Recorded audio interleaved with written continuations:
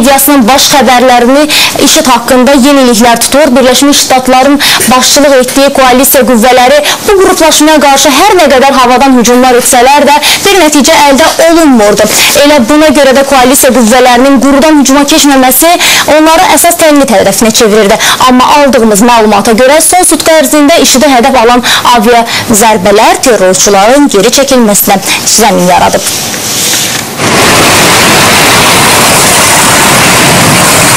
İraqda IŞİD terrorçuları Əl-Ənbar vilayətinin 85%-ni işğal ediblər. Silahlar Ramadi şəhərini tutmağa cəhd etsə də, İraq hərbçiləri hücumun qarşısını ala biliblər. IŞİD hazırda əsas qüvvələrini Fəllucə şəhərində cəmləşdirib. Adı çəkilən şəhər hökumət qoşunlarının sonuncu istinadgahı sayılır. Fəllucə işğal edilərsə, IŞİDin Bağdada aparan yolu açılacaq. İraq ordusu əsas gücünü paytaxtı qorumağa sərf edir. İraq ordusu bu arada reaktiv raket sistemlərini nümayiş etdirib.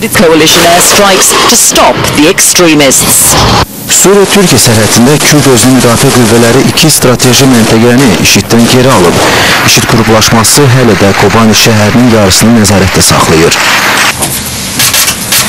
Pentagon rəsmisi kontradmiral John Kirby özünəməxsus həll yolu adlandırılan hərbi əməliyyatlara baxmayaraq Kobani şəhərinin IŞİDin əlinə keçmə ehtimalının yüksək olduğunu deyib.